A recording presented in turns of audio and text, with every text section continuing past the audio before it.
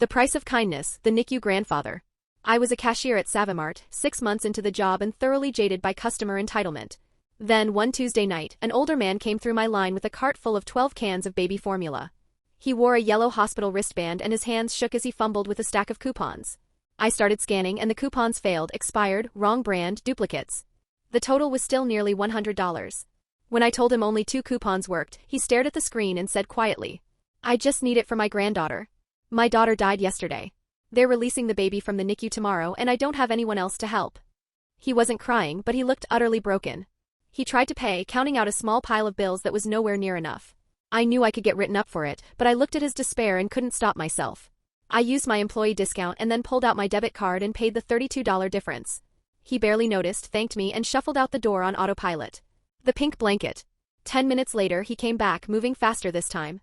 He was holding a tiny, handmade pink blanket with wavy edges. "You shouldn't have done that," he said, his voice cracking. "But I wanted you to give this to someone someday. My daughter made it before she got sick. She'd want someone kind to have it." He placed the blanket in my hands and left before I could speak. I stood there, holding a blanket that smelled like laundry soap and profound loss, and I just lost it. I started sobbing violently right there in the checkout lane. My manager, Andre, came running, thinking I was hurt, while I just cried into this relic of a life lost. A real smile. A week later, the same man came back to the store. This time, he had a tiny baby with him in a car seat carrier. He saw me from across the store, mouthed "thank you," and gave me a real smile, a look of exhausted relief and genuine connection. I never saw him again. The incident was a jarring reminder that beneath the frustration of retail, there are people fighting unimaginable, silent battles.